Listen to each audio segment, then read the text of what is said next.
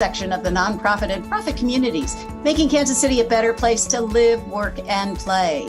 This Casey Cares segment is brought to you by the Ewing Marion Kaufman Foundation, www.kaufman.org. I'm Ruth Baum-Biggis. We've heard the big three initials, DEI,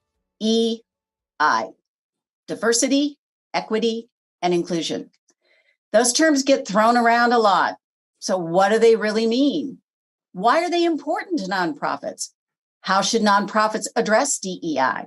Well, there are so many questions we need answers to, and here to help us as part of the Casey Cares Ask the Expert series is Nicole Jacobs-Silvey. She's founder of Connection Coach KC. Nicole is engaged with many nonprofits here in Kansas City and helping both advise and lead them in the direction of equity and pulling everyone to the table. Nicole, it's so great to have you. Thank you, Ruth, for having me. I'm honored to be here. And of course, it's a topic that is dear to my heart and especially crucial within our sector. So thank you for inviting me. Well, as I started to say, we've got these three big looming initials, D, E, and I. I would love to have your definition of what each of those really mean.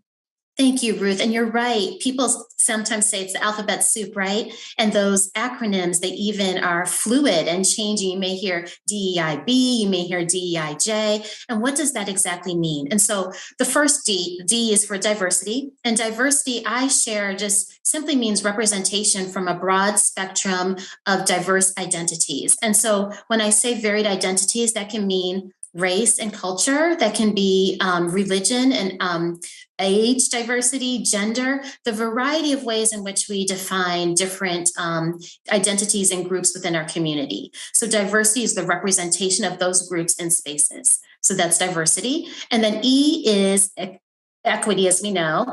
And equity means having the opportunity for each member of the population to have access to be successful, whatever it is that they may need. So knowing that we all aren't born, it's not a level playing field when we're born, that we enter this world in different spaces and places based on marginalization, oppression, the different identities and how we show up in spaces. Equity means allowing people to have the access to the resources and tools that they need to be successful. And then inclusion is make sure everyone is involved.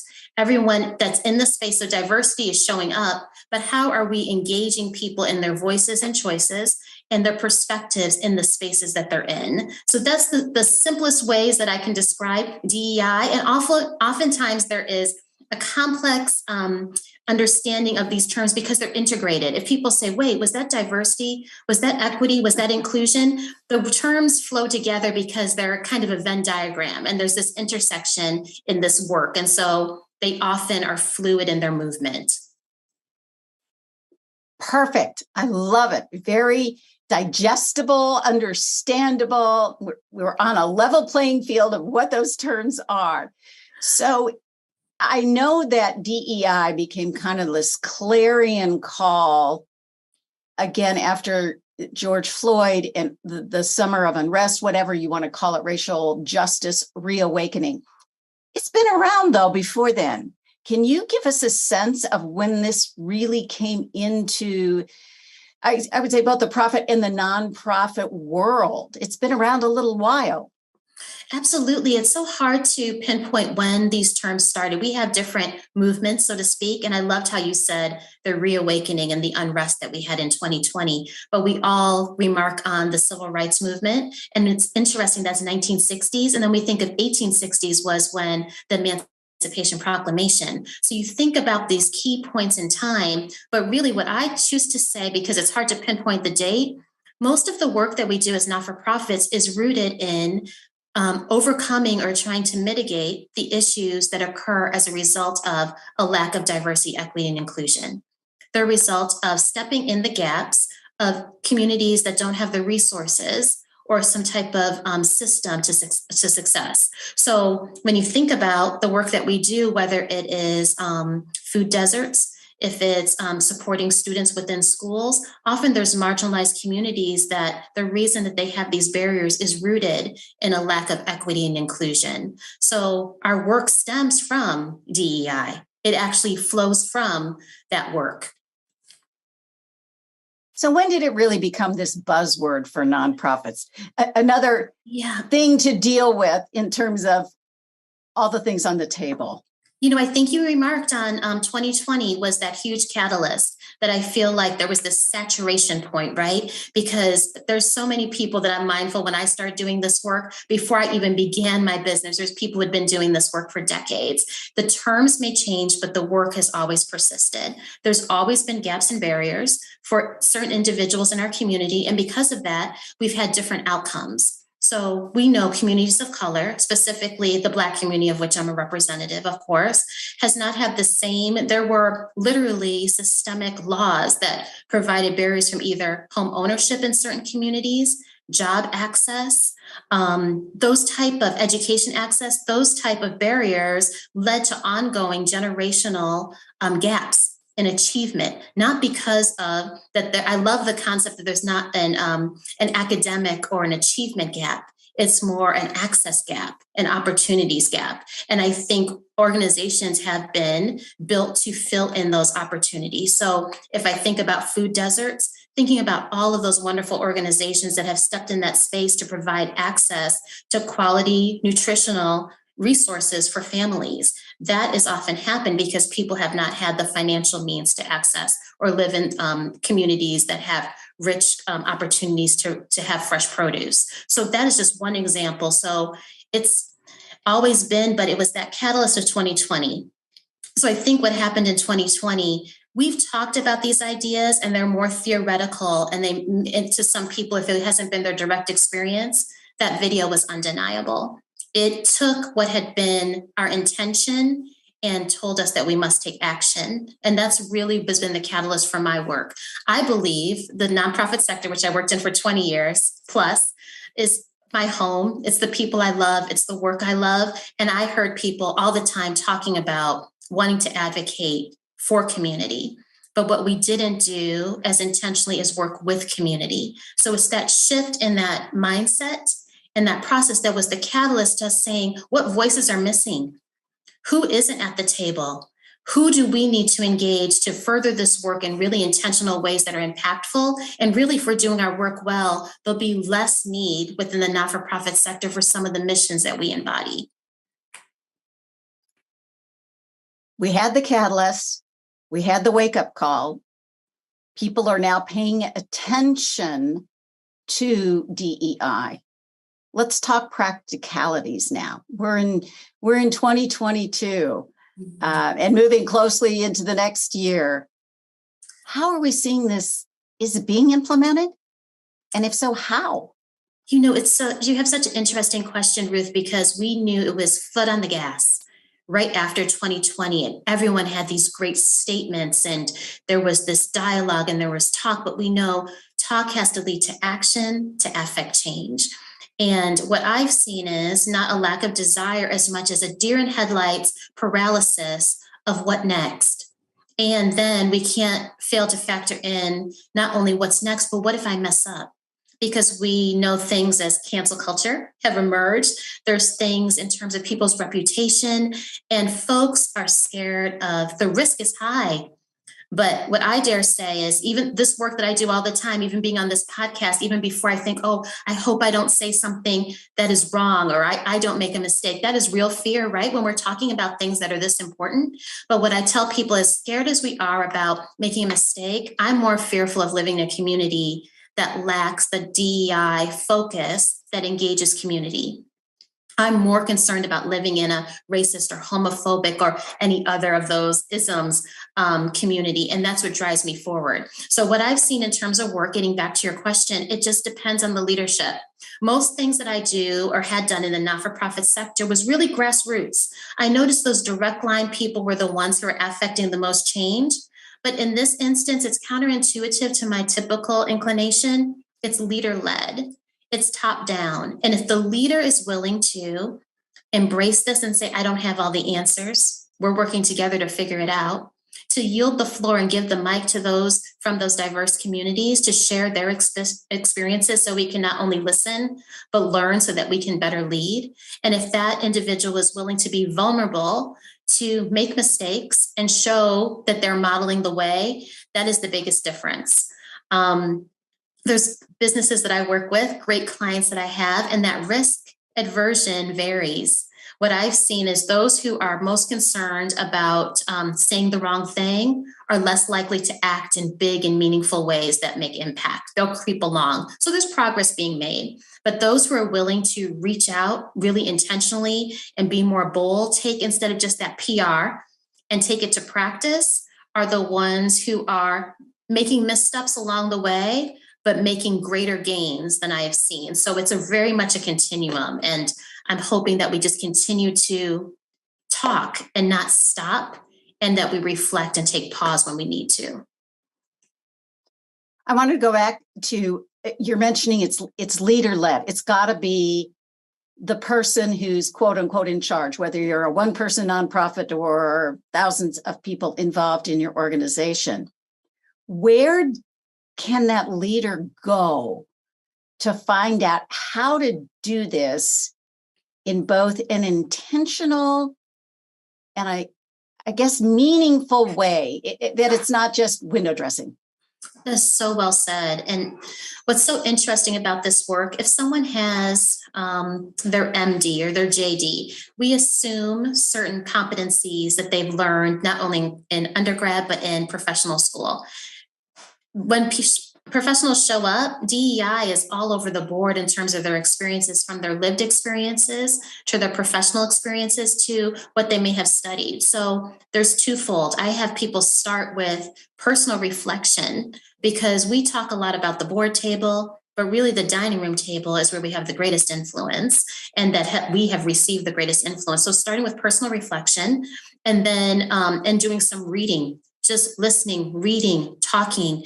And that seems simple in some ways, but it's very meaningful, because we often don't look internally, and the ways in which we lead in this space comes a lot from our personal views and perspectives and how we live that out, some implicit and some explicit. And then professionally, seek out experts.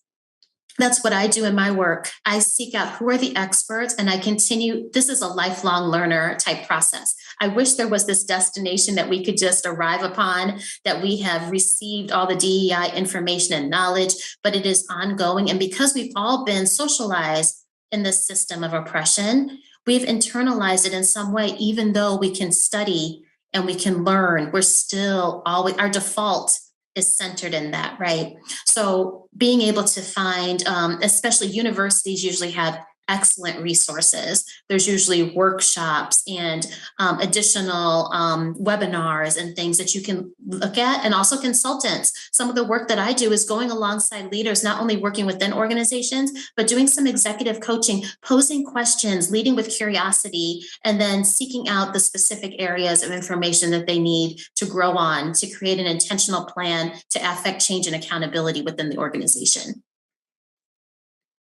You mentioned this can really come from a personal place, the biases that we all have. Nobody is totally objective. We all grew up surrounded by people and things and activities.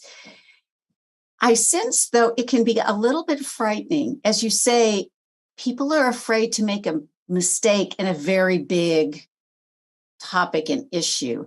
How do you work to help allay those fears with those leaders so that they can move on with intention? That's such a great question. I learned it one step at a time.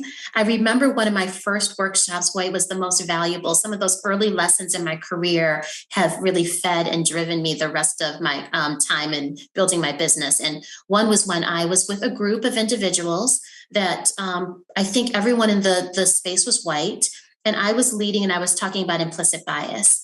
And as a facilitator, the worst thing that you want to see is crickets. It looks like disengagement. You're not sure, and you need the feedback, especially on such a topic. And I ended the session. I thought that the content was rich, but no one really responded. I wasn't getting any body language, and the evaluations were wonderful, but all the questions lied in the evaluation. No one wanted to look at a Black woman and ask me the questions and comments for fear of offending, a fear of saying the wrong thing. And so I often level set and talk about how none of us are immune from biases. And I usually start with some story. And one that I tell often is, as a mom, I, post different little anecdotes on Facebook, as we often do. And I was talking about, and just crying and gnashing of teeth, talking about having to buy my son new uniform pants because he had ripped the fifth pair. And, there's only a week or two left of school, but I was going to have to buy these pants. So just something seemingly silly, but I did #boymom. And I didn't think a thing of it. And I didn't realize how gendered that was. And people came right at me and said, my girls rip their tights or rip their pants as well. And that was active kid problem, right? And so that was one example. And then I have other examples that I just shared to say, we're all needing grace. We're all learning, and we all misstep. Because my thought at that moment was, boys are the ones who are rambunctious, who are active. It's not gendered in that way at all. And so even knowing what I know, I still went back to that default.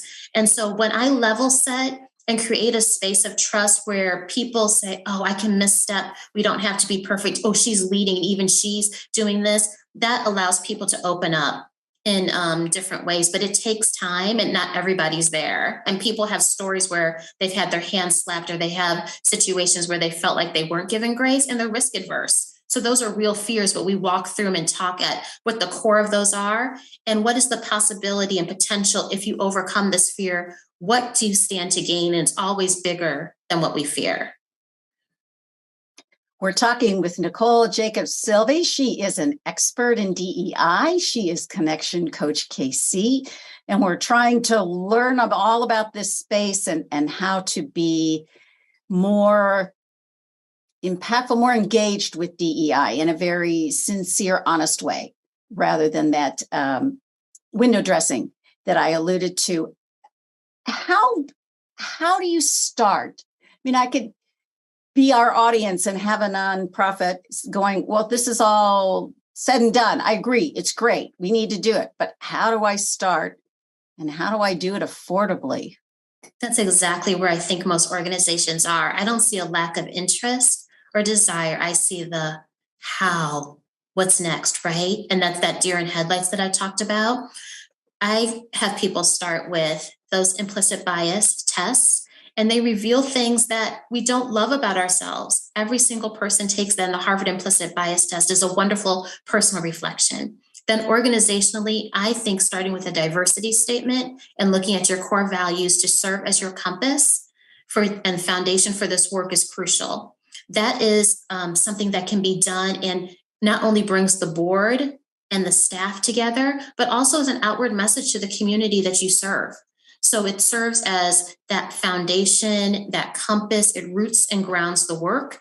And then you follow with some key aspects and tools out of that. At least with the topic that seems so big, it can be like, where do we start? Where do we start? And knowing what you stand for and what that statement is for your organization really unifies the message around a common thought or belief. So that's usually where I have people start, and then drive some additional goals from there. So I'm going to throw this out to you as a devil's advocate. Sure. Nonprofit organization, a majority of staff is white, let's say white female, because in the nonprofit sector, there is an abundance of women versus men. Group sits down and says, well, we just have to hire more Black and Hispanic people. That will make us diverse. How do you respond to that kind of, that will solve or that will address our DEI? Ruth, I'm so glad you said that, because when I think back in the 80s specifically, that's what we thought. There was no E&I, it was just diversity. And diversity really was a euphemism for have more Black people. It wasn't even Latino individuals or people from the LGBTQ community or different generations. It was specifically speaking about Black individuals. And what we saw was there was an increase in representation, maybe bodies in spaces, so hiring, but are those voices really honored and celebrated and included within the space? So I think that's where we added the other letters within the acronym DEI, was to say it's not enough to just hire. That's very what we call tokenism. So that you can just on the surface with your eyes say, oh, we have representation, but there's many things to look at. Is the person that you're hiring in a leadership position to affect change and to lead and to offer thought leadership? often what we've seen is those people of color are often at the lower levels of the engagement or in the organizational structure. And so they may not have the same influence. They have opportunities, sure, to move up, people say, but it's not the same. Also, when you have individuals in space that you're hiring just because of their background, that's not looking at the skill set that they bring to the organization as well. It's a combination. And I think that's where those who are in opposition to DEI say, oh, here we go. It's just quotas. Oh, we're hiring this person over someone else. No, it's saying you're hiring someone with the skill set and the abilities, but also bring in different perspectives and different opportunities to building the organization. So I think people who say that are looking at it one-dimensionally, and it's a much more rich and deeper conversation looking at talent acquisition and cultivation. And those terms like right fit can really be a trapping, because right fit is often centered in white, middle-class Christian culture, and anyone who falls outside of that may not look like the right fit based on our affinity bias, liking people who are similar to us. I'm going to jump back to something you said a few minutes ago about the presentation you did, and you got crickets, deer in headlights, no response. Do you have suggestions for us as to how to break that barrier? It's a barrier. It's asking people to be honest and trusting in a work environment. Right. And we know some of the places that we most fear taking a risk is at work, when we think it could jeopardize our career and our promotions and our income, our livelihood. Honestly, what leaders need to do is normalize these conversations. When I had that conversation I spoke about, that was before 2020. I think we've come farther in having these conversations. But at that time, these were individuals who were used to talking about numbers and budget sheets. And all of a sudden, I'm talking about all of these things that we typically don't speak about. I joke with people, but it's joking, but there's some serious nature to this, that we learn two things that we're not supposed to talk about. We're not supposed to talk about, politics and religion. Race isn't even one of the ones we're not supposed to talk about, because it's not even considered as even a possibility. Prior to this, it's so much underground and so thought of as something that we're not supposed to speak about, that it's just not polite, or it's difficult, that we have been socialized to be quiet around these topics. And so to ask people to lean into them is a real shift in mindset, not only risk. So normalizing those conversations at the core of so much of this, and building trust along the way. And modeling, when they see that a leader speaks in these ways and the world doesn't end, or you see, or a leader calls out someone in a celebratory manner for speaking authentically and courageously, that's when people will get the message like, okay, they have permission, because that's what people are seeking, permission to say the things that many people have been thinking for some time and say in the parking lot or and text to their friend, but they're not in a meeting or in the organization outwardly. Give us maybe the top 2 to 3 best resources you could direct folks to as they begin this journey, let's say, or maybe they're even in the journey and they just want to continue to move forward with their own education. I'll try to think of a variety, because there's so many. I love, especially board development. I have taken a real interest in helping to diversify boards by looking at board culture. And so one of my go-tos, of course, is Board Source. They have really built some templates and some materials that are a plug and play, that are really easy to access and to implement. So they're the backbone of much of the work that I do, because we have these conversations, then you get to the now what. And they have the tips and tools to do that, specifically looking at a board matrix, so that you don't get to that tokenism, that you're just checking off, oh, I have a person that represents this identity, but what attributes and skills do they bring to the board that match the mission and what we're seeking? So that's one that I really love. I also like all of the books around white fragility, that I think we really can lean into. What I see so much in our sector is very well-meaning. And we say white saviorism, and saviorism can be in other communities as well. You can fall into this idea that if not for us.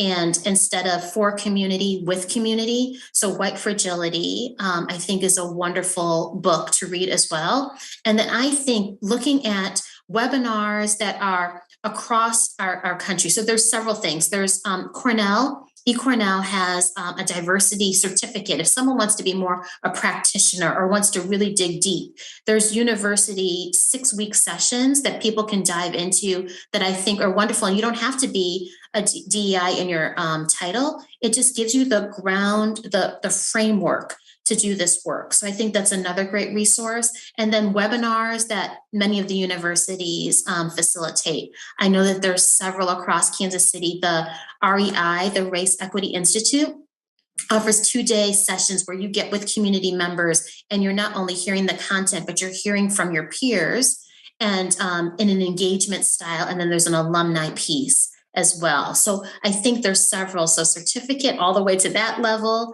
finding ways to support your board. Then there's individual webinars, and then getting in 2-day workshops in community with folks so that you can talk about this in real time. So those are some of my favorites. I've probably said more than 2 or 3. No, that's perfect. That's what our Ask the Expert series is about. We just have a couple of minutes left. I wanted to ask you, are we making improvements? Are we moving the needle forward?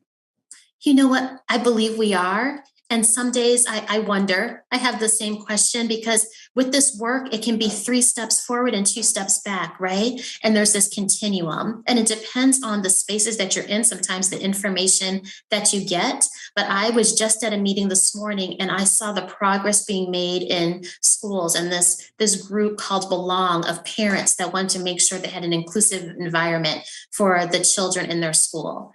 That wouldn't have happened even 5-10 years ago. So I see progress being made incrementally. And I see that those voices who had been typically more quiet are leading from the front. And I see leaders taking on this work in ways that they never have before, and being very explicit and intentional so they can take that intention to action and affect change at the systemic level. If folks want to connect with you, what's the best way to reach you if they want to have more conversation about DEI?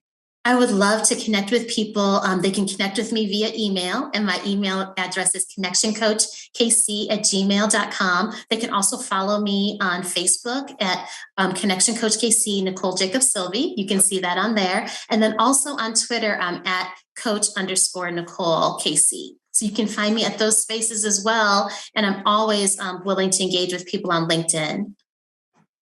We're so lucky to have had you. You've shared great knowledge with us and for nonprofits. I think even for profit sector folks to even be thinking about. I don't think your comments are just for the nonprofit. We're so fortunate that you were able to share this. We're moving the needle. People need to be honest and open and feel safe, right? That's right. And trust each other. That's it. That is it. Trust each other and let's move forward together. Thank you, Nicole. It's been great to have a conversation with you. Thank you so much for having me. Such a joy. Thank you. Thank you for joining us for KC Cares, Kansas City's nonprofit voice. We're produced by Charitable Communications, also a nonprofit. This KC Cares segment is brought to you by the Ewing Marion Kaufman Foundation, www.kaufman.org. If you'd like to be a guest on KC Cares or underwriting opportunities to support our work, visit our website, kccaresonline.org. And spread the love. You'll find us on Facebook and Twitter at KC Cares Radio and on Instagram at KC Cares Online. Don't forget, you can catch us Saturday mornings on ESPN 1510 AM and 94.5 FM. That's at 8 AM. Thank you for joining us on KC Cares.